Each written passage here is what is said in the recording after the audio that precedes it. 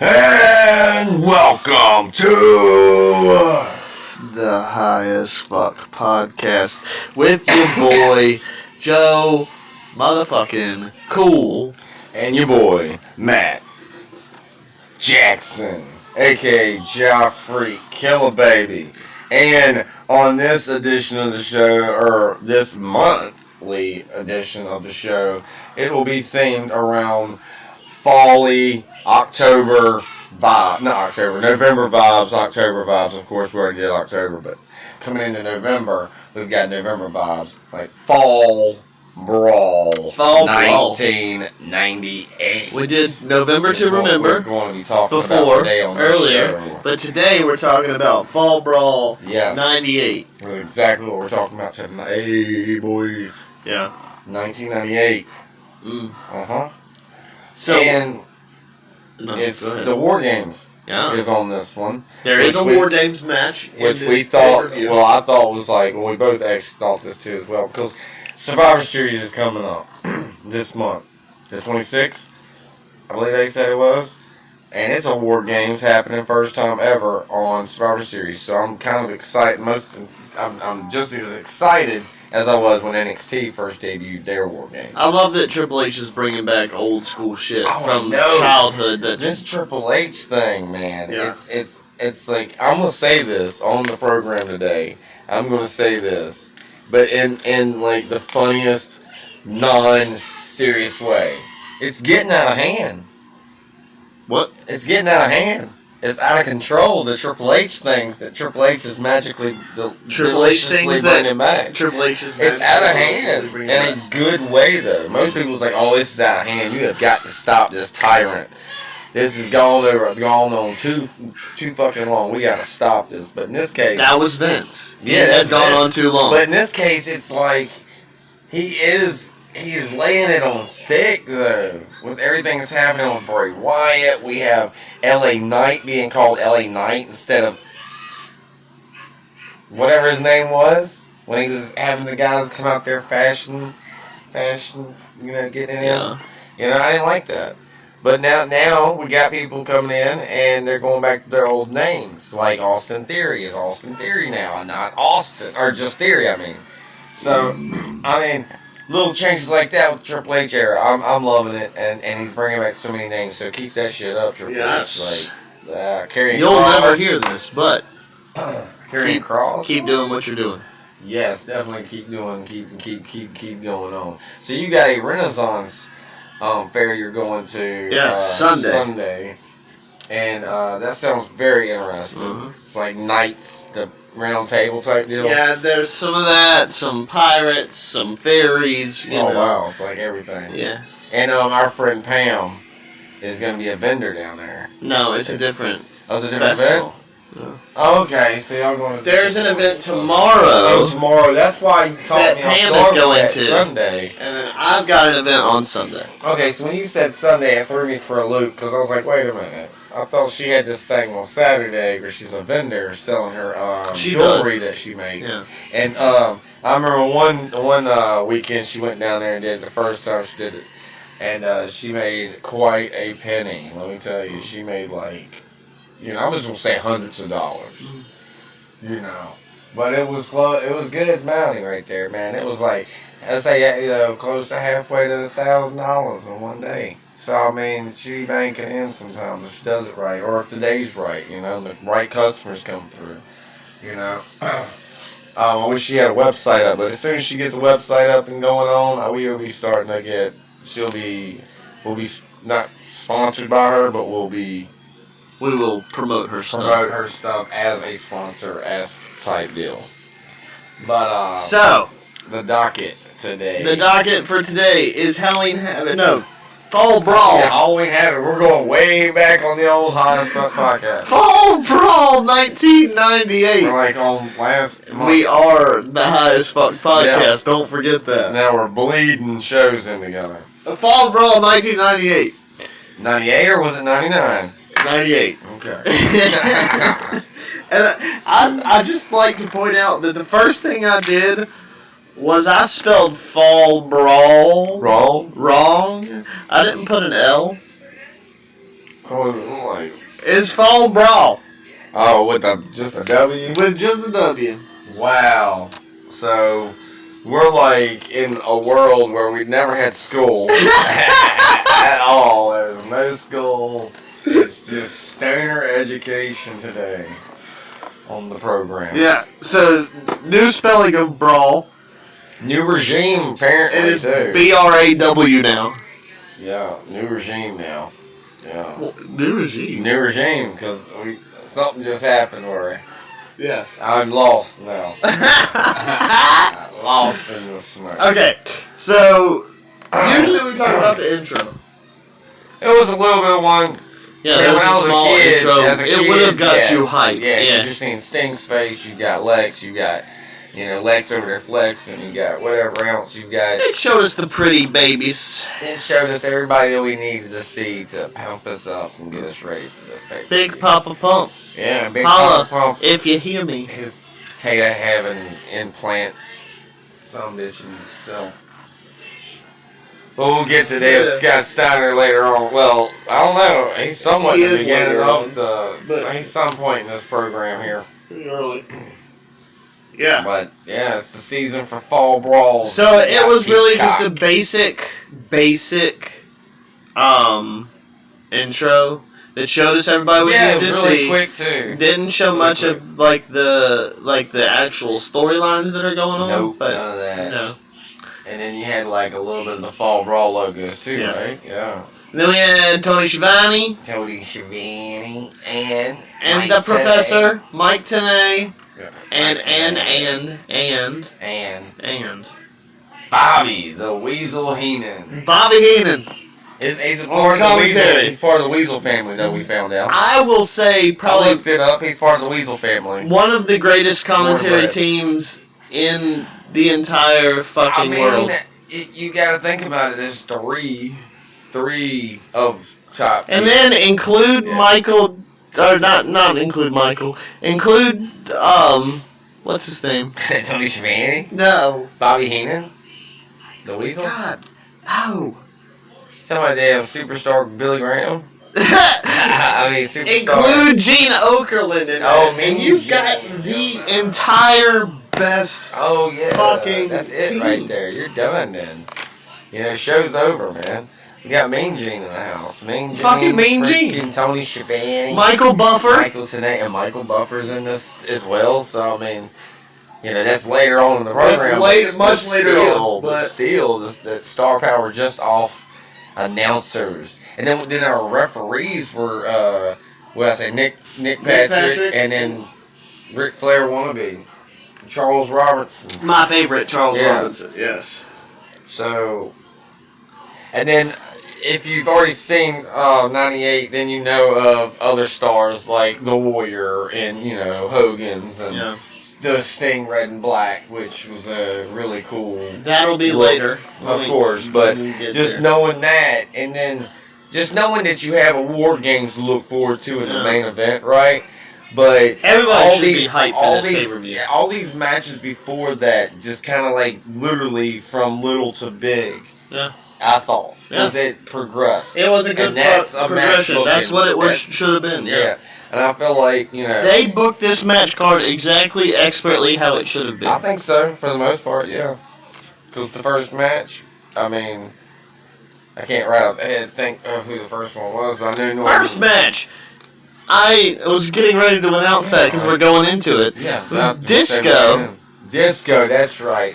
So we had like Alex Wright, So it's Disco Inferno, and Alex Wright, the German sensation. versus the British Bulldog Brave Bulldog. and Jim Neidhart. Jim the Anvil Neidhart. Natalia's old pappy. And I have been a Disco Inferno mark since I can remember. Yeah, well, I think during that time You period, said I you just didn't really wanted like him to get off the screen, Yeah. because he was a dancing baboon. Or buffoon, I mean. Rather, put it in layman's terms. What did you call him earlier? I don't know. These nuts. The Disco Infirmary. I don't know. The day disco died was the creation of disco. Dancing buffoons. Oh, dancing buffoons. Yeah, they're dancing buffoons.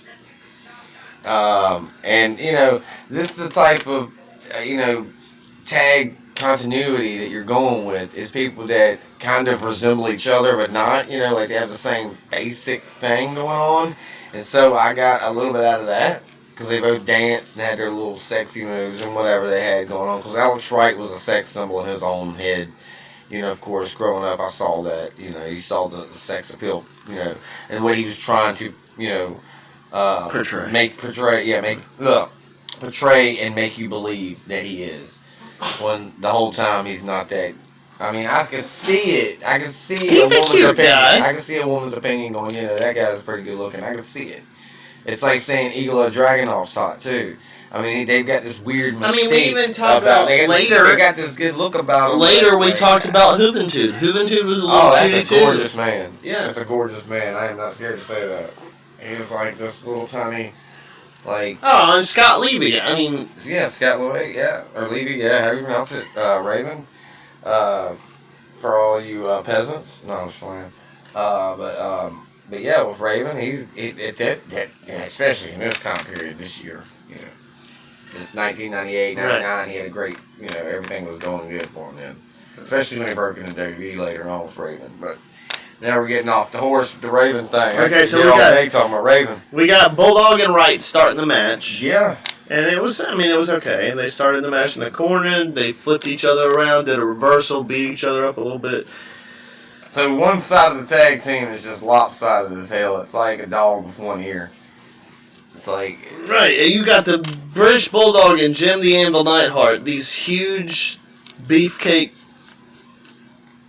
beat-em-up guys. Yeah. And then you got Alex Wright and Disco Inferno. I think what I just said, it makes sense, but I don't think towards what I was trying to get over or say. Well, I think they're lopsided as hell because British Bulldog and Neidhart just don't look like... British Bulldog is a singles competitor in my eyes. Always should be. And if we did tag team stuff, it should be like here and there. Like something like this, I guess. But this pay-per-view, I don't know if I would have done this. Alright. I would have kept the other team, yeah. I would have kept them baboons. Oh, yeah, they were a team. But they would be crushed by somebody bigger and better. Like it would have been a badass team. Probably Barry Windham and Barry Horowitz. Bam, there you go. Damn, I can just book them on the fly like that, man. But I don't know, though. Because Barry Windham and Barry Horowitz? The British Bulldog and Jim Neidhart. No, Barry Horowitz and Hercules. Oh. British Bulldog and Jim Neidhart won the match, and that gave a good push to Alex. And yeah, for losing to the Legends or whatever, big time stars, But, I don't know. All three, I don't know. The match was okay. It was okay. It wasn't great. It didn't have a lot. I don't think it should have been on pay-per-view. Huh. Unless, I don't know. If you had two big dudes come in and just swallow them or something. But it wasn't for nothing. It wasn't for a title. It wasn't for it was really just smack on the ass. A starter match. I don't even think it was for a hot dog or a handshake, but it was there and it happened. It was a starter match. Starter match. I don't know. The Disco Dancing Baboons versus the British Heart Foundation or the British Invasion of Hearts. I don't know. It's one of the matches. It's whatever. It was the 98. It was a sleeper. I mean... Definitely. And they called another match during the night a sleeper match. It started... This one slept. It started the pay-per-view, and it was a decent, not good, decent. Of course, everything the British Bulldog did was good. Yeah. I mean, that's obvious. Anything they did was good. It was a good match. I mean, it's definitely a watch. But it's definitely that. I can watch this one time and be fine for the rest of my life. I'm good. Yeah. Then we had a segment with Scott Steiner and Buff Bagwell trying to say they couldn't wrestle because Scott was injured with a Band-Aid on his shoulder, and he had a paperwork that he produced, and the guy was like, you have to wrestle. Well, that is because he had surgery on his arms to put the potatoes in. Okay? So you saw it right there in plain black and white. Because this is 1964. And he's done put fucking potatoes in his arms. That's surgery. That's what happened. No, he was just scared of his little brother, man. He don't want to fight Scott. Rick. His older brother. Yeah. I think he's the oldest. I don't know. It don't really matter because, I think really Scott care. was the oldest, but... He might have been, but, he'll call you a skinny fat ass. I'll tell you that much. He will call you Scott Steiner was an interesting person. He's crazy. He is Big Papa Pump. He's a genetic freak. Okay? Big Papa Pump. Yeah. Holla, if you hear me. Holla. Yeah, it's like, I love that. He was good. I liked him. Yeah. He's always, getting with the ladies and stuff like that. He was a big, he was a big heartthrob. Yep. He was sexy. Big Papa Pump tried to pass off a doctor's note, and the main guy was just like, "Nope, you can't. You have to wrestle tonight." Yeah, you have to wrestle your brother. Yeah. Which we found out it was going up against his brother. So you didn't really know when they were sitting there talking. You didn't really know who he's wrestling. Mm-hmm. I just was like, oh, it's just Big Papa Pump. He just got out of surgery, putting a potato in his arm. Like, he doesn't even know who he's fighting. And, you don't know who he's fighting. And it comes out, finding out it's his brother he's fighting. You're like, oh, yeah, they did fight. But, I was just too wrapped up in the surgery of him and the potatoes. So, he had surgery, people. I'm trying to tell you. He had potatoes implanted in his arm. Then we had Jericho. Lord. Jericho. Don't believe anything else. Believe that. Here's Lenny. This dude was cool too. Then we had Jericho come out and challenge Goldberg. Oh man, Jericho. He challenged Goldberg. We didn't even mention that since we're talking about Jericho. We didn't even mention that he was actually in the beginning of the show. Did he? Was he? He was out there when Mean Gene came out there to talk, and Jericho came out there and was talking to Mean Gene before the show even started. Okay. Yeah. So we had to do that. I had to bring that up. I had to say that because we just said. So they showed a clip back to when Jericho challenged The Undertaker earlier. The Undertaker. Lord Jesus. This is the highest podcast. Jericho challenged Goldberg. Subscribe now. Oh. Man, forever hold your pieces. Fucking the highest fuck podcast. Highest fuck podcast. Undertaker, right? Yeah. Okay, so Undertaker is. Jericho. So is it Underberg? Jericho challenged Goldberg. Gold Taker. That's it. Gold Taker. And then he came out to wrestle the match where he challenged Goldberg. And the Undertaker. And Jericho did a skit where he did Goldberg's entrance. Mm-hmm. He did these two idiots. He had this big fat guy. Shirts with written words on it. Yeah. Like, you can tell they drew on the shirt. Like little children. It was clear that the guy with the mullet was a Jericho fan. Yeah. Because he literally signed his shirt. That was something else I was going to get to. Like, the shirt was signed, and it's like, oh, that's nice of him. That dude's probably still got that shirt to this day. You know what I'm saying? He's probably proud of that shit. Got to walk out with Jericho. I would do it too. And the crazy thing is, something like this should never have gotten over. This is stupid. It's stupid. It's fucking dumb. Okay? Legit dumb. I'm saying it right now. Jericho, a lot of his shit is so fucking dumb. But the reason that it is golden and it ever was anything is because the guy doing it. D-Generation X. D-Generation X is dumbest shit I've ever seen. But Triple H and Shawn Michaels were fucking epic. If you would have thrown this gimmick on anybody, it probably wouldn't work. Just like they were thinking to do with Big Van Vader. They were going to give it to Ultimate Warrior. And we would have had Ultimate Warrior as Big Van Vader. That shit don't fly, it don't work. So they obviously seen that it won't work. Yeah. So, anyway, Jericho came out with the Goldberg entrance. He had two guys behind him. It's supposed to be dumb as fuck. But no, Jericho gets it over. Then we had Gilbert. Jericho is known for making some idiots famous, okay? Was he a midget? He made James Ellsworth famous. No, he's a regular sized man, but he was just a nobody, man. Yeah, I know that.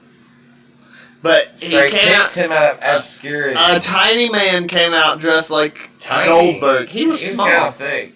He was small. That boy was really weirdly shaped. Anyway, short. So we'll just say it like that on the pod. Compared to Jericho. Weirdly fucking anyway, Gilbert. Dressed like the Goldberg. Oh no, he's a real wrestler. Never mind. I totally forgot. Yeah. In black underwear, in boots. Mm-hmm. With the Goldberg tattoo. No sparklers. Like he usually does. Like right. when he first did it was like sparklers and shit like that. Remember when WWE did it? He was all skinny and shit. This one's not that skinny. This guy, it's the same guy, but like at this point he was a little thicker is what I mean. He wasn't that skinny as like he's known to be. Yeah. You know? So Gilbert tapped out to the Lion Tamer. Tapped him out. I mean, and I said it. I said, well, that's a win for Jericho. A match just to include Jericho because he was funny and, I mean, it was enjoyable. He got himself over by like, he just did his shit. But in my book, let's just say this. I don't know if that's got to be a joke, but whatever. Jericho beat Goldberg that night. He beat the real Goldberg. It was someone dressed up like Goldberg, but he didn't beat Goldberg. It was. Hey, it's a win. It was there. I saw it with my own 2 eyes, my 2 own ears. That was not the Goldberg. I know, right? It was a sham of a sham of a sham. And we didn't get to see Goldberg at all on this pay-per-view. No. At all. But, yeah. So, that match. 170-something. That match, 73. Well, before he lost it, it was like the cattle prod incident. But yeah, with the... shit, I'm almost losing my place. But... Gilbert. Yeah, Gilbert. That match was a joke match. It was. It was literally. It was just Jericho to have something to do. Jericho like showing off. It's just him to have something to do. He's got to be on the show because if you don't have Jericho on the show, you don't have a show. You know. Yeah. What else can you say about it? It was Jericho showing good, off. But it was Jericho showing off. And then we had Norman Smiley. Oh, yeah, Norman Smiley versus the Cat. Ernest Miller. Somebody call your mama. Oh yeah, you better call your mama here at the wrestling podcast or the Highest Fuck podcast. See, we're so high we don't even remember what the show name is. Somebody call my mama. So here at the Highest Fuck podcast, see, I can't talk. Here at the Highest Fuck podcast, we like to call our mamas, especially if we're watching Fall Brawl 1998. Only when Ernest Cat Miller is on the stage. But he was actually outside before all this too. They got in a fight. Or somebody got in a fight backstage too before all this happened, right? Before he even came out. It was right as the beginning of the package. Yeah. So this match happens, and you got this Karate Man, which let me say, the Cat, Ernest Miller. These guys, you know. I say it a lot, but like these guys really wore their attires. Like, you know, like they just looked the part. You know, like Ernest Cat Miller, what he's wearing, perfect. His trunks are nice. Perfect. Nice. Fucking, you know, perfect. Cheetah print and black. Fucking Norman Smiley with his weird self. You know, with his orange trunk. Yeah, orange with magic written on the back for some reason. But later on in his career, he got really weird, wearing helmets and shit and being really weird and hardcore. The 24/7? Yeah, that whole hardcore championship shit, yeah. So he went really nuts then, but yeah, just plain Jane, pretty much dudes, you know, like, you know, Norman Smiley. And he looked good. Legit, yeah. He wore his ring attire. Yeah.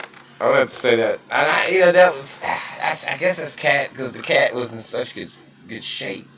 He was in such good shape. His physique was great. You know, just like with a lot of guys, it takes a lot to make what you're looking at. You know, it takes a lot of health, a lot of time and dedication to their bodies and shit. And I like to point that out to give them their props. Norman had Cat. The Cat had a really good sidekick. That was nice. It was like a super kick. Shit, yeah, man. It was reminiscent of like Shawn Michaels' super kick. His kicks are just out of this world. Like some of his kicks, because he was like I don't know if he was a real karate master or not, but the way he plays his characters feels like it's phony. But because you gotta call your mama all the time and stuff like that. Somebody call my mama. I mean, if you ain't calling your mama, I don't know who's gonna be calling her. Ernest Miller. Ernest Miller. He's gonna call Brodus Clay up first. He's gonna get the Funkasaurus up first, and he's gonna have the Funkasaurus, and they're gonna go tag team someone's mama. while they're calling another person's Somebody call my mama. Okay. And they start a website called callyourmama.com. Ernest. It's MILFs and moms. No. Ernest Miller. Yeah, Ernest Miller's mom's on there. On the website. Norman Smiley got a piece of that. Vice versa, you know. Body slam by Norman. All happened. There was a body slam by Norman Smiley. Yeah. And then Ernest Miller wins the match. Oh, I want to say in the beginning, I guess they're brothers too. Are they? Yeah, because Ernest was talking about it's a joke. brothers. Yeah, it's a joke. He says, I can see that you're a brother, and I'm a brother. And then I was like, oh, they're brothers. I was just being funny, though. You know, just being funny, comicalness. It was funny, though. I was like, oh, shit, they're brothers. I didn't even know. But no, they're not brothers, folks. They're not brothers. But, well, like, you know, just on paper, when you write that match down, you got Norman Smiley's name down there. You got Ernest Cat Miller's name down. That just looks good on paper already when you write it down. Yeah. And to be a second match in, yeah. Like, I mean, yeah. It was written down on my paper and it looked good. A third match in, if you count Jericho, right? Yeah, if you count Jericho. Which, it was a pinfall. He did tap out. It was a pinfall or a submission. It was a submission and there was a bell ring. Yeah, okay. But it wasn't Goldberg. Yeah, it was a job match then. So, little segment match. I don't know what they actually call it technically, but I'm gonna technically call it a damn match. Yeah. So third match, we had that Norman Smiley and Cat Ernest Miller. Now the fourth match we've got Cat won, right? Yeah. Yeah. Then we had Scott Steiner. Oh man. Versus Big Papa Pump. Scott Steiner versus Rick Steiner, his brother. Damn. Getting into this one. That match. Oh, Lord of mercy. Matt said at the beginning, he's like, we got two beefcakes. Yeah, two beefcakes of men. It's like meat mountains. Going at it. Yeah. Like brothers do, man. It was a brother war. Yeah, and it was exactly what you would expect from Scott Steiner and Rick Steiner. Yeah, definitely. Especially at that one part. Definitely. I mean, they started at the beginning, went all over the arena. They beat each other up. Like, you can tell it was two brothers fighting. You know, I would say. Oh, Scott Steiner did 2 low blows in a row on Rick. Oh, he's pulling a Danhausen before Danhausen was Danhausen. They weren't real low blows, though, with the arm. They were kicks. Like back kicks. Oh, yeah, that's right, because he hit him that one time. I think he did the double time because he didn't think he hit him the first time. And he didn't know because he couldn't see himself. So, I don't know. That could have been the case, but it could have been just like, you know, I've got to show these fans, like, this is a fucking fight that we're feuding. So it has to be, yeah. It has to look good and whatever. Maybe, I don't know. But it looked bad. I didn't like it. But it was a double tap. Yep. Tap. And then Buff Bagwell got hurt. Oh, he gets hurt. Boy, man. Rick smashed his head into the turnbuckle. Oh, yeah. Like the metal part of the turnbuckle. Yeah. And then he pretended, well, I'm not going to get into that yet. He laid down on the ring apron and was hurt. Like, legitimately looking hurt. Yeah. Like, at this point, we're we're thinking. He's like talking to Scott, talking to Rick, not just like you would expect 2 tag team partners or 2 friends to do that. But he was talking to his opponent. He was talking to the refs. He was like, they're making sure that Buff was good. Yeah.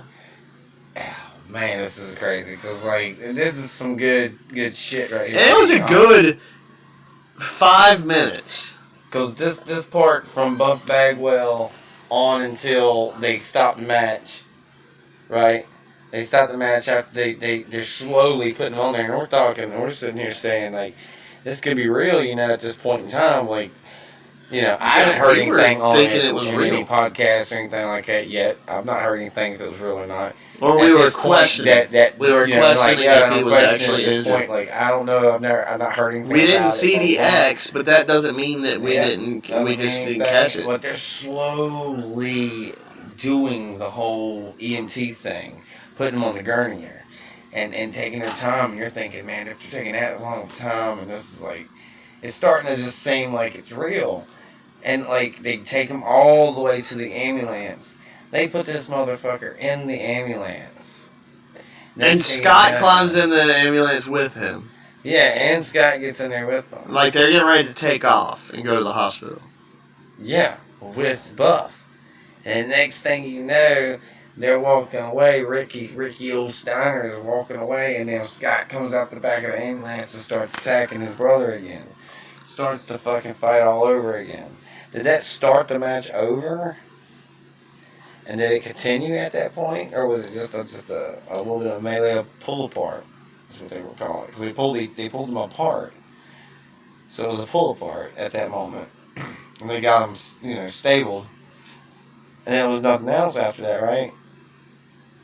But it's crazy as hell how in 2022, something like in 1998 had us fucking questioning shit and not knowing what to expect. I don't think there was a match anymore after that. So that right there has got my, like, even though it was a sham match and nobody won per se, it was still that ambulance spot that got me. I'm like, wow, I'm trapped in it. And I'm like, I'm in the fucking show. Like we were watching. Like we were there. Yeah. Like as a kid or whatever. But we're in our 30s, And we're sitting here watching this shit, and we got captivated into it. We got dragged up in this damn sham of a thing, and we got tricked. Fucking crazy. Mind-blowing. Like, and that just shows that it stands the test of time, and it holds up. And the other time, it holds up. That's exactly how we would have been reacting. To now, holds up. Yeah, because I've been so shocked, bro. I remember watching that younger, when I was younger anyway, but I'm pretty sure I didn't see it on TV or nothing, but I know later on when I got the networks and stuff that were out in the first beginning, we had something that was out there, like it was on-demand wrestling for WWE, and I was watching pay-per-views like that, but until then I did, but yeah, so isn't this crazy? Like in 1998, he was the red and black, and he looked different. Longer hair, and then he comes out with shorter hair, and he looks bigger. New. He looks so new. He looks so new compared to the red and black from '98. Well, why he looks? It was amazing. Sting's amazing. Why he's so early in the pay-per-view is what I was trying to say. Oh yeah, he should be close to the end. Anyway, we're off track on talking about Fall Brawl '99 instead of 98. Then we had the Silver King. Ooh, Silver King from AAA Mexico. Yeah. And then versus Juventud Guerrera. The sexiest damn. Oh, that little cutie. Oh my God. Yeah. So he's the Mexican, heartthrob. They called him the Juice. Precious little thing there. That match was pretty good. I liked it. Super kick by the Silver King. So we had another Super Kick. And his was good too. Some indie shows, big spot with Juventud in a inverted Frankensteiner. Oh yeah, that was a good spot too. But I know some companies though with Pure Pro, there's some moves that are not like if it's somebody else's move, you can't use it anytime in the card because that guy's gonna use it. Mm-hmm. Like I remember Jimmy Love telling this guy, don't do any outside planches, no jumping to the outside, right? Because that's going to happen a lot in this one match in the card, right? And damn if this guy didn't just, disobey all what he was told not to do. And went and did a damn over the punch. They don't like that shit, man. I swear to God, damn, back to back. I was in the back with the other wrestlers and shit, just chilling in damn the heat back there. When they say heat, boy, I've been around heat before. That shit gets wild. Mm. Right? Fuck some shit up, man. And that's another thing with some of these shows out here on the big times. Some of the same moves are used. You know, I've seen multiple moves being used. Like, you know, AEW, there's a lot of people do super kicks and then flipping pile drivers and all that junk. But anyway, getting off, not really off subject, but. Oh, yeah. But yeah, the Silver King and Hoovy. We had Hoovy and Silver King. The juice. And we had Hoovy do a nice springboard moonsault and then the 450 splash. Oh, man, that was nice. It was just the way he did it. I wanted to make a point of talking about 450 splashes because I love 450 splashes. Yeah, that's a good move. And Hoovy, his move, his 450 was great. Another one that I really love and I have seen over the years and thought was really good was AJ Styles. Yeah, him too. Jeff Hardy's got a mean one too. I don't think I've ever seen Jeff Hardy. He's got a good one. I like his. Quite a few people do it, but like for a finisher, you know, I mean, it's a good move to be using for a finisher if you're finishing a match like that.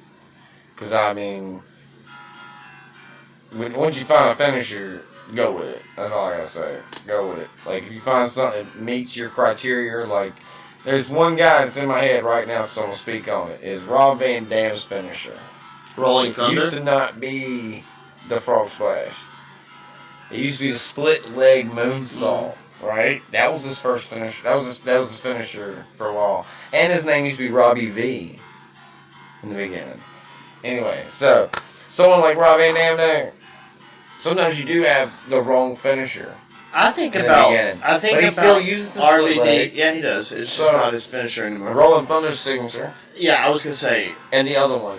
The Rolling Thunder. And then the other one, he rolls and does another, just different. It's a different whatever, but he does something else too. It's just like that. The Rolling Thunder I thought was unique too as well, but we're definitely talking about like ECW now. Robin Dam, he's amazing, y'all. Go out there and buy his rolling papers. He's got his own rolling papers. Then we got, well, that's an endorsement from the Highest Fuck podcast. Yeah, so you talk about rolling papers. Robin Dam, you gotta pay me now. I don't know what they're called, but look them up. We gotta get high. Lil Wayne had his own blunt wraps, and I bought them. And they were good, yeah. I should still like the rapper from the rapper. I had the rapper. You got the rapper from one of them. Alright. Bro. We smoke weed, dude. We be smoking that shit, bro. Smoking on this, let me tell you. Oh, yeah. Let me tell you White cherry gelato. White cherry gelato, and the packaging's mine. Can I just bag. say one more time how much I love the WCW announce team? Like, I put Tony Schiavone and Bobby Heenan and Mike Tenay over top of Jerry King Lawler and JR. I mean, yeah. And they are Jerry Lawler and JR are the greatest announced team in almost history, but I put Mike Tenay and during this time period. WCW guys That's over. during this time period too right now. So, it's crazy, because that takes like 3 guys to do what 2 guys can do. What does that say? That's fair. Yeah, That's it fair. is fair, ain't it? Yeah. I was thinking I was going to be rude and, like, that was going to be an asshole thing to say, but... No, I mean, it is makes true, sense. But really, I mean, I would say that Tony Schiavone and Mike Tenay could carry it without Bobby. I don't think you need Bobby Heenan. I mean, you got the weasel there just because he's a weasel and he weasels his way into everything. You know what I'm saying? When they put him in that weasel suit, dude. I mean, Jesus. He was over, man. He was over. People loved that shit. For something that was humiliating, I don't even think he took heat to that, or not heat to it, or any bad to it. I don't think he thought it was like a bad thing. Like, if anything, man, they made a fucking special limited edition figure of that. Right. With the outfit in it. Yeah. So only barely a few people in the world's got it. When I say a few, probably a couple hundred, but still rare fucking figure. Yeah. I'm still looking for it. I got a Freddie Blassie, and I got that at a cheap price. Now I'm just trying to get me a Bobby Heenan, baby. Then I need a Paul Bearer. Then we I got Paul Heyman, but I need it in the pockets. Then we had Perry Saturn On the package. versus Raven. Man. And that's that man. Raven. Raven's Scott the Levy. Best. Yeah. Raven's the best anyway, hands down the best. Scott Levy is one of the greatest wrestlers of all time. I'll put him in the top 10 WCW guys. I would have to say. Look, there's the franchise Shane Douglas with the damn Dean Malinko booty fart, man. That's an endorsement for Raven. Raven, if you hear this ever, which you will never hear this, but if you do, probably not. We love you. And we think you're beautiful. Might have some Raven flock out there. Just gonna fucking be like, oh shit, let me clip this and send it straight to damn Twitter for Raven. We had Saturn freeze the flock if he wins. Freeze him. Not Raven gets a servant for the rest of Perry Saturn's career. Yeah. Which is the most ridiculous thing I've ever heard in my life. Know, right? And he just said, like... What if they go to different companies? Yeah, exactly. So then you still be a servant? Right. For the rest of your wrestling career? No. I already knew once that was the whole gimmick of the match, I already knew then that Raven won't win that. We had Raven's rules. There's no way they were going to do that. But if they did, it would end up like they did with AEW and all these other companies that have done it like that. Like Chuck Taylor. He lost and was somebody's slave. Or his little butler, they call him.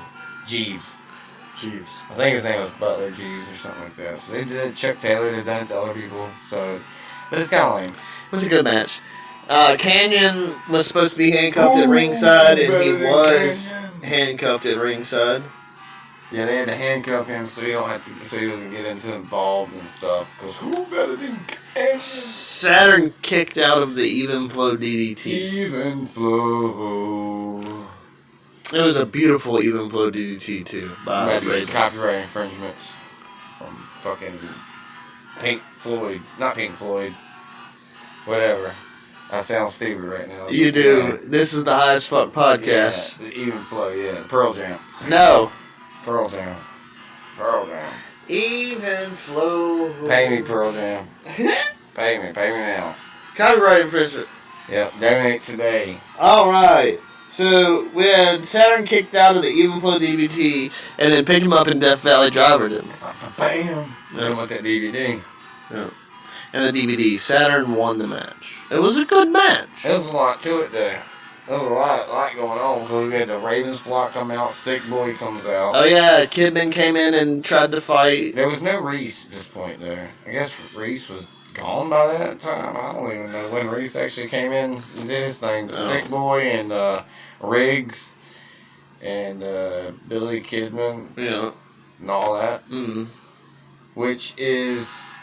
Like, now that we've seen the first beginning of 1999, we know why they broke up said members anyway, because Billy Kidman went on to be with Rey Mysterio. Yeah, Rey and Eddie Guerrero as the Filthy Animals.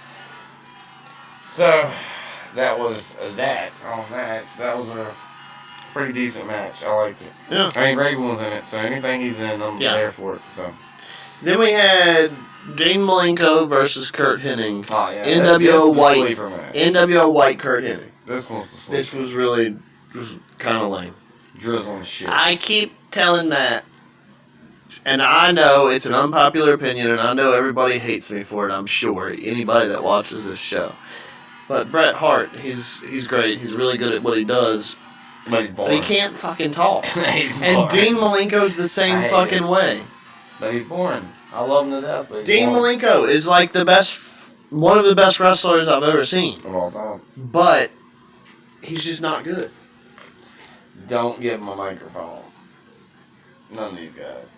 That's why they call him the Iceman. He has no personality. He's frozen. He's frozen. But you give Raven a fucking microphone, he can talk. He can talk for days. And then we had we had Dean Malenko and even Art Anderson. Give him that stale ass. Give him a fucking mic, and he can still talk. Yeah. So, but he did go up and down the roads with a Ric Flair that has a mouth on him for days. So yeah. And and a sex drive that hasn't died. Dean Malenko's hits always look really real. Oh yeah, like we were talking about that, like how like everything he does is just, it's good. It's timing is real good. Yeah, timing is so good, and that's like one important thing in wrestling. As when I was learning and training and stuff, was the timing. All about timing. If a motherfucker is about to swing on you, a fucking hand or a weapon or any of that, and you gotta duck, they're swinging like your head, like they're swinging to make it look as real as fucking possible. So if they're swinging and they come right here, you better be ducking from anything that you're doing. So your timing is very important. And wrestling, listening, and keeping your ears open. That's really important shit there. So with Dean Malinko, that's somebody that you learn from. That's somebody you listen to. Yeah, And if he you would step be out great. of line, then he should be able to throw one of his submission moves on you till you tap the fuck out and say mercy. He should be. He would be great at opening like a wrestling school. Oh yeah. He doesn't need to be on TV. Well, he is in the AEW, and he is a coach and everybody, anything, a trainer and stuff out there. So he does all that, and he comes out to do the pull aparts. So when two guys get to fucking fight, and he comes out there to pull them apart. So yeah, that's a good job for him. Yeah, it is. Yeah. It keeps them there. It keeps them doing Keeps him something. in the business. Keeps him trained. Same thing with Jerry stuff. Lynn. He's still doing stuff like that too. It's good. Then we had NWO White Scott Hall. Oh yeah, his drunk ass. With what did they call him? You called him Virgil because that was his name in WWF. Yes, Vincent. yeah. Yeah, Vincent. Yeah. So he's Vincent here. And then we had him versus Conan, Wolfpack Conan. Yep. One of the greatest members of the Wolfpack. I loved him. Scott Hall came out and he was Drunk. He was drinking. trashed.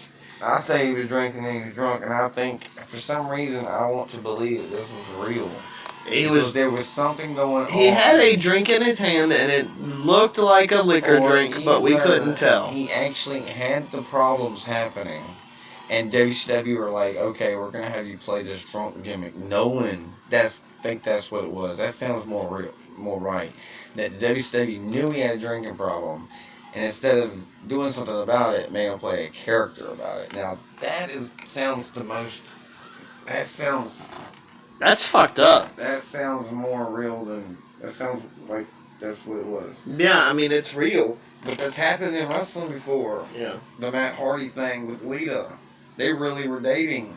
She really cheated on him with Edge in real life. Yeah. Adam Copeland. And then they were like, okay, we're going to make a storyline out of this fucked up shit that actually happened in real life. You know? Scott Hall Stringer. was paintbrushing the back of Conan's head.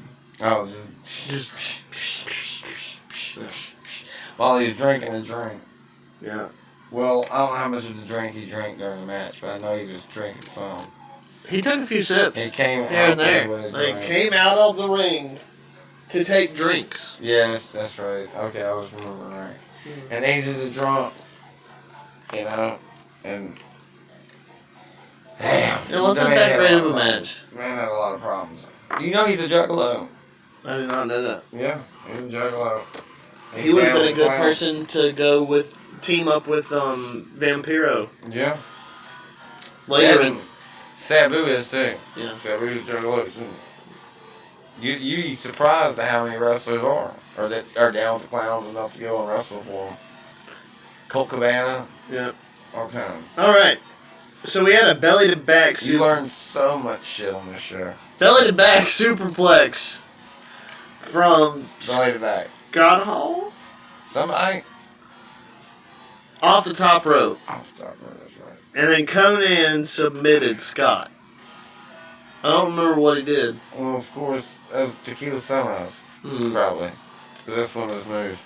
So if it was submission moves, it was Tequila Sunrise. Scott Hall tapped out. So, yeah, Drunk Scott out of there. Hey, Bato. Ah, baby boy. Hey, yo. Hey, yo, Chico. He's drunk, man. But when he talked, it didn't seem like he was drunk. No, he didn't. So, And when he was wrestling, he was playing drunk, but it didn't really seem like he was drunk. He didn't botch or anything. Like his moves were good, and they were solid. And he kept like going back and forth to the rings and shit. And he was playing with playing Conan. around, going like, I don't know where I'm supposed to be, so I'm going in this ring and this ring. There's 2 rings, might I add, people, because there's war games. There's war games in the end. you got to just go ahead and hit that like button, the subscribe button, comment down below which part of the show you like the most. Finally, for a contest come to a signed $50 bill by our main event. It's fake, by the way. We're going to autograph it. Whoever comments, the first comment we get on this motherfucker, we will autograph a $50. We're going to autograph a $50 fake dollar. Copy fake money. Movie We're going money. to autograph that motherfucker. It's not real. I broke weed up on this. You can't use it. So, it was show used. We used it on the show. We did. And breaking some weed up on it. That's right. And it's a $50 deal. We're going to both sign it. All right. First comment. Nice. Just the first comment. Then we had our main event. Well, if y'all get crazy and there's like 3 or 4 comments, then yes, we'll do a couple. All right. We had the special edition. I'm trying to get someone to comment. Special edition War Game match. Yeah. War Games is already. It's already War Games. Yeah. The sirens are going off. Yeah. The fucking cage is lowering down. Not only that. Michael Buffer. I called him Jimmy Buffett. Is in the ring. I said, that's Jimmy Buffett. And he says his famous line. Well, let's get ready to Are you ready? fumble. Are you ready? That's Corinth, right? Ladies and gentlemen, I said, are you ready? People at home. Then, for the thousands in attendance and the millions watching at home, Let's get ready to rumble. Let's get ready to rumble. And then Triple H would say, if you're not down with that, we got 2 words for ya. Eat it. Yeah. Oh, never mind. Wrong person. Suck it. Oh, I should have said it. Shawn Michaels would say. Yeah. Or Billy. If you ain't down with that, we got 2 words for ya. We got 3 words for ya. Eat it. Yeah. Matt Jackson said lazy booking. This match was lazy booking. Lazy booking. Ultimate Warrior escaped the cage. Well, we had all kinds of people come out there in intervals. Hulk Hogan came in and beat people Every up. 30 hours, a new guy would come in. Yeah. So, picture it like this. 2 people come out there. We had DDP. DDP started out the match. DDP and Bret Hart. And he was... But Bret Hart was NWO White. Shit man fart, though. So, this is shit man fart because he was NWO. He was NWO White. Yeah, this is the Bret the shit man Hart. So, welcome. Then they were wrestling. We had to wait 5 minutes. 5 minutes. The longest 5 minutes I waited. Then the next person came in. And lo and behold, it was Stevie Ray. It was that dumbass Stevie Ray. White and black NWO. That's the reason Stevie he's Ray. dumb. Because he's black and white. Because at this point, everybody was NWO. Yeah. If you want NWO, you didn't know. So. Then we had Sting come out, I think, right? Sting, or maybe. Was it? I don't know. There was a bunch of people. Sting. Yeah. We had 9 people in this match. There was Kevin Nash, Sting, Lex Luger, Hulk Hogan, who came out when it wasn't his turn to come out. Exactly. He had like almost a minute on the clock.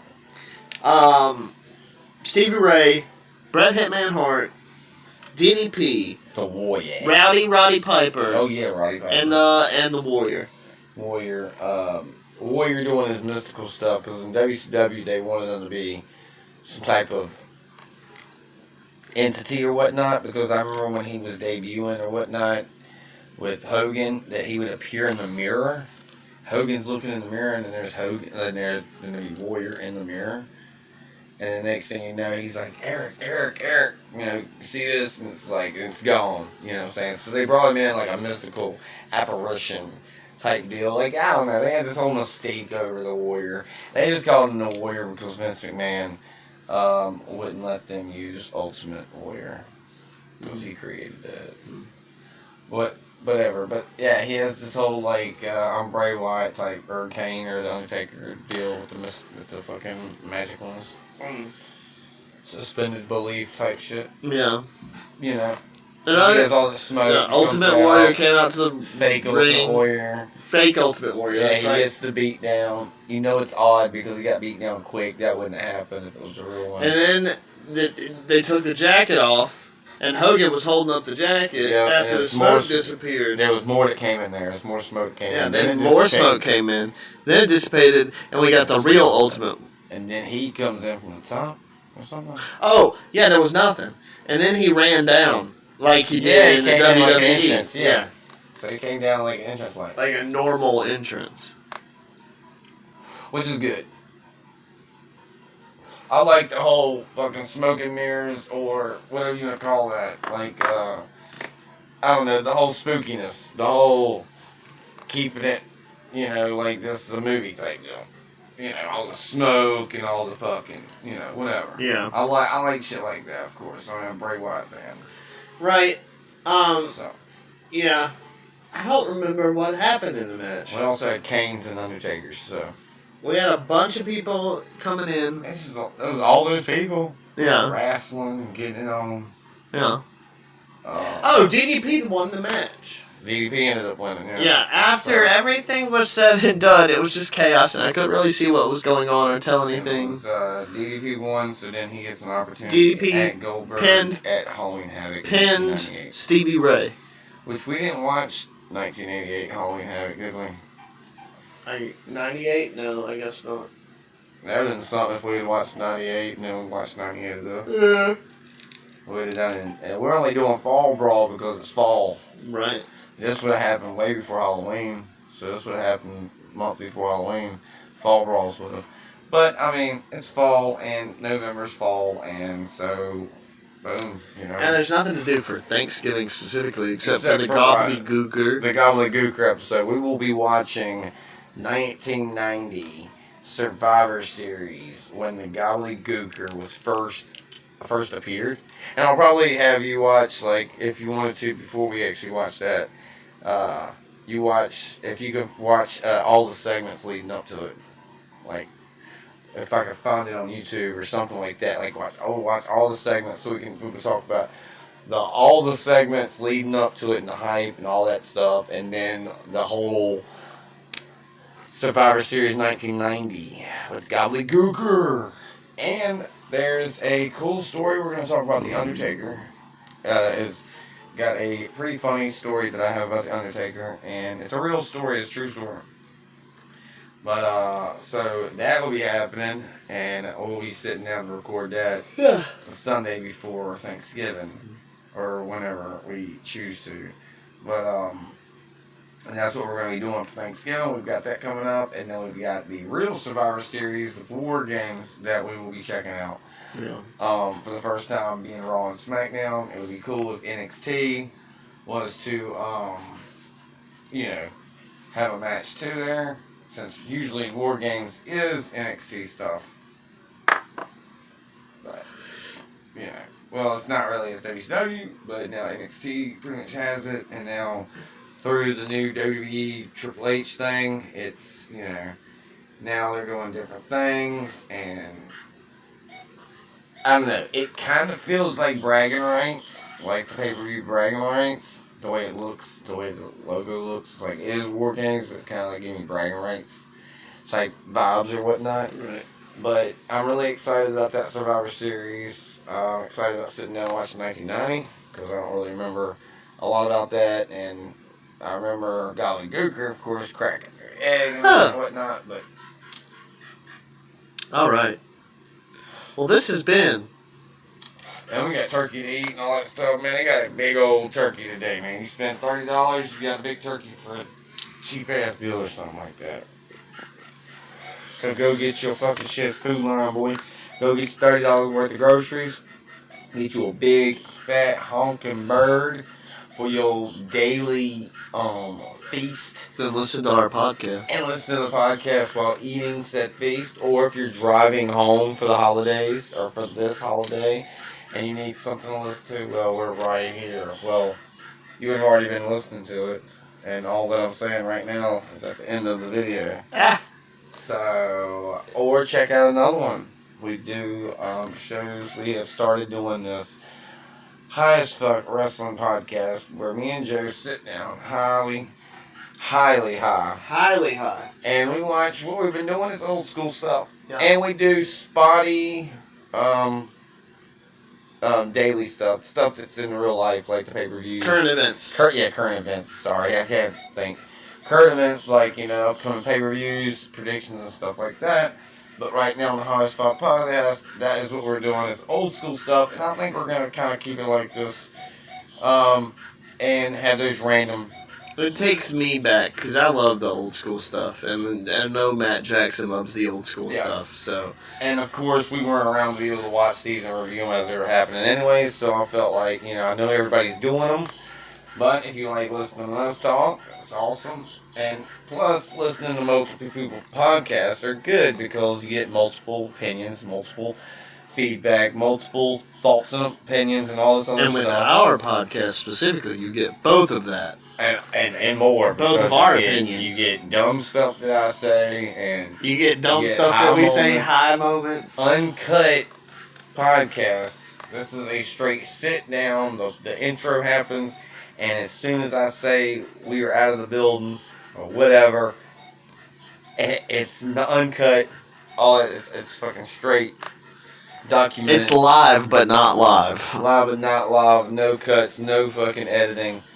I just fucking basically just throw this shit out on YouTube and like and subscribe and all that other stuff. And we don't do this we don't get paid to do this. So if you would like to donate, you can. It'll be in the description. It'll be on the picture.